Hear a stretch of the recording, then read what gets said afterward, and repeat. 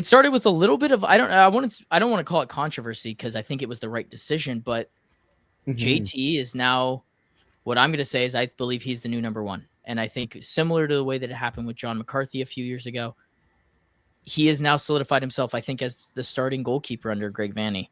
And his comments in the game against SKC afterwards and into the week into it, and then even after the game against Portland, everything is leading me down this direction of JT as our starting goalkeeper. So let's start there because that was the biggest news coming into the match. Dari, what is your initial thoughts behind this?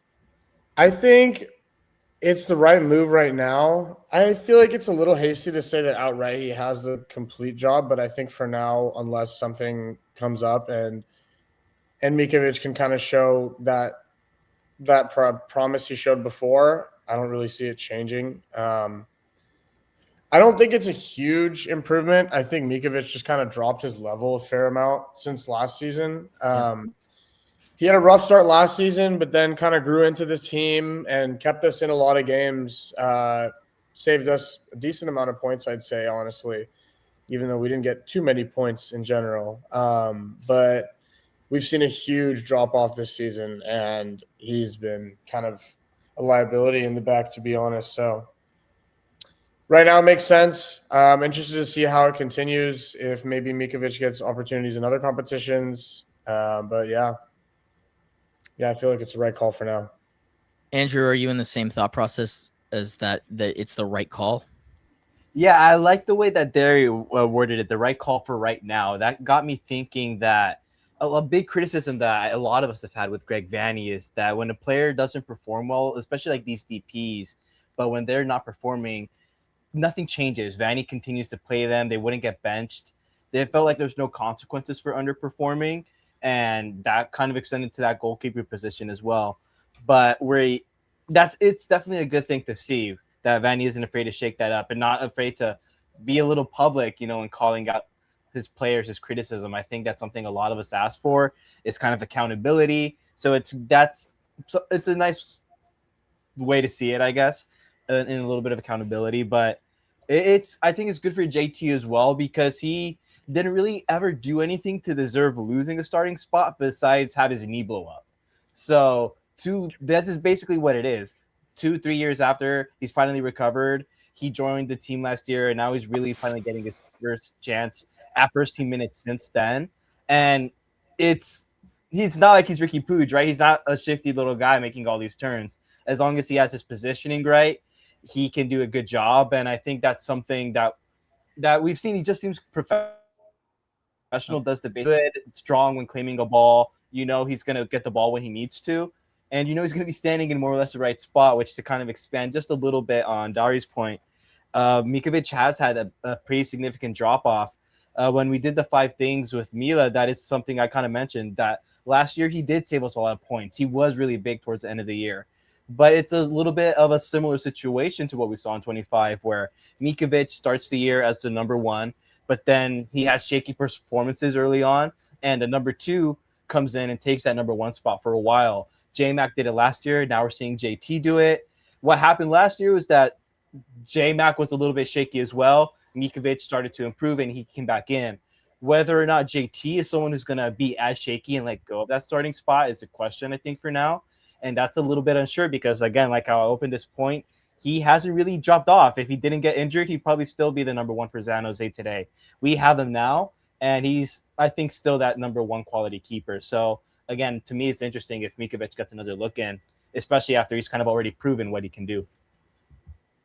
Yeah, I am fully under the idea that it is over, because everything with him has been up and down. And when a guy, like you're saying, JT had his knees explode, and he took a whole year with us to recover after essentially being out for 2 years. For him to come in and essentially just take the job outright, that's what he did, right? Mikovic was your MLS keeper, and JT was your CCC keeper. For Greg Vanney to look at that position and immediately go like, I can't trust this guy. Look, like you have to, and this goes to Will Kuntz, but those roster spots, especially international spots, like you have to use them and almost hit to be a very, very good team. And the fact that we're using one on a goalie says a lot, right? Most teams just play American goalkeepers for this exact reason. And the fact that he can't keep the ball out of the net, like, what does he provide in the sense of what does he do better than JT? And right now, if the level is JT and him do the exact same thing, then why are we spending a roster spot on a guy who's an international? It leaves me with a lot of question marks. And I think that we do have a goalie problem. I think to Dari's point, like JT he's not a world beater. Like this is a totally different conversation than John McCarthy. And John McCarthy was a proven MLS Cup champion, and we let him go and said, Mikovic, you will be our guy. And he has proven to me that when this team is supposed to be better, he's still not very good. And so the level for him, maybe it looked better because we were giving up a billion chances a game. But now that we're not giving up a billion chances a game, you need your goalie to be top, and he hasn't been. And the stark difference between the two goalies in this one, I was literally watching a goalie who had a mask on protect the net better than our goalie, and that says a lot. Yeah. I think I want to jump in just really fast touch on a couple things you said. One thing is that idea of we are continuing investing, that we have decided to invest this international spot on a player like Mikovic. I think the question is not why have we done that this season, it's why have we still done it? Because this is what, year 3, 4? It's the same kind of situation, and it's pretty difficult to say that he's shown that, again, he's been better than your typical American keeper. That would give you more flexibility. So it reminds me a lot also of the conversation we have with players like Gabriel Peck, Joseph Paintsel at times, where these are positions, roster spots that have to hit. And when they're not, you have to make a move because you can get something similar at a much more efficient, let's say, value, right? So it's that interesting conversation. And I think it's going to touch even later on. It reminds me even of Greg Vanny, the way we talk about it, where his tenure has been up and down. It's been similar with Mikovic, where it's been up and down. And to really claim a long tenure at a place, you have to, I think, really show why you can't just kind of coast around, or at least as an organization, you can't allow players or you can't allow coaches to coast around. You have to demand a certain standard, especially if you're the Galaxy. So it just reminds me of so many other conversations that we're having. And I think that's just an interesting point I wanted to highlight. No, and it's an important one, because I think the reason that we've kept on to him and have given him as many chances is because we spent a lot of money on him, right? He cost the club, like, I think it was $1 million plus whatever his loan fee was. And if you put that all together, like, there's no club on planet Earth that is spending that money on him.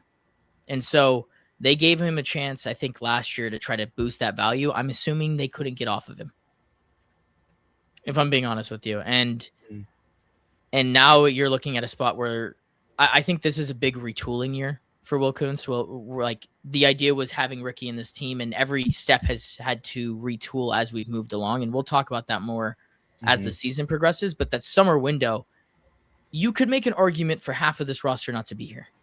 I think there's a good argument to be made, especially after how crappy it's been to open it up. So I think just one last thing I want to say on the goalkeeper conversation. I just looked it up. This is Greg Vanny's sporting director and Joe Vankarovsky, technical director, signing, right? This is kind of one of the last vestiges of that era. So when we talk about it, we can't necessarily assign that blame to Kuntz or even Greg Vanny necessarily. He is sporting director, but this is when he's wearing 7 different hats. I kind of don't hold so much of what happened there against him. I'm looking more at Karofsky there. He's kind of your TD. Regardless, this is not a Will Kuntz. No. I think it's just important to kind of separate that. It's kind of easy to conflate that right now. So just want to make that distinction. It's not a Kuntz signing. It's a Greg doing 8 things, and then Karofsky doing Karofsky signing. Yeah. And that's what we're still paying for. 100%. But it's become Will Kuntz's job. I can tell you that much. Like, he's going to have to move off this player. He's already had to buy like 50 international spots, right? And when we come to that point in the summer where we're going to lose those international spots that we bought, this is a spot where you're probably going to get one back. But I don't know if you can bring in a player to supplement that. So it'll be interesting to see what he does. Let's end this part with, I definitely don't think that there's any chance for him back. I think it's over. I don't think he starts against Toluca, and I think that if we play well against Toluca, why would you switch up your goalkeeper spot? Find consistency somewhere, and if that's JT, then let it be JT. Dari, where are you at? Yeah, I mean, honestly, after what you guys have said, it seems a bit more bleak for my buddy Mikovic over here. You guys have kind of shifted my thoughts on it a little bit. I mean, I think it's going to take something pretty drastic and probably another injury to JT for Mikovic to get another run in. And I don't really know if he would do the best with that run, to be honest, with the way his confidence is. We'll see. I mean, but yeah, I think where you were talking about the kind of summer moves with the keepers, I feel like it was just like one had to go. And they got a good offer for J-Mac, and they didn't really get one for Mikovic. So they kind of saw them at a similar level and just picked Mikovic. It's not gone too well for us. I think it would have been nice to get that slot and have another American keeper in there. Yeah, agreed. Andrew, where are you at? I think I'm JT in at the minute. Performance-wise, I think I just am in general. I love to look at the game through numbers and analytics, but at the end of the day, I'm a vibe guy, and I just have a much more relaxed vibe when it's JT and not Mikovic right now. And I think for me, especially when it comes to goalkeepers, vibe you kind of read into it a little bit heavier. I think at least I do. So I think I'm JT in, and like you mentioned, a point I hadn't considered was that international spot. If you could save that and use it to help your team elsewhere, we've talked at length about other positions you could probably help with, a big international. So it kind of feels right. And in terms of bringing in a supplement, someone to back up JT, I'm not too worried about who it is, regardless, because I think JT can do it. And even if we have someone of like maybe an academy level, not necessarily a number one, this team, at least with Glesnes in it, doesn't give up a lot of shots. Something we've talked about with Mikovic a couple of times this season is he hasn't had a lot to do. And so if we have a lower quality, let's say, goalkeeper there, that's a little bit less of a concern than if you have a 2025 defense in front of him, right? So there's a little bit more leeway, I would say, in that goalkeeper position. So I like the thought of a JT number one, anyone else behind him, and it doesn't scare me. So I think I'm JT in. Agreed. And this podcast, I feel like we are very often very connected. I'm going to plug your seminar because that's where usually we have our debates, and I'm assuming we'll have something similar on that episode whenever it comes out this week.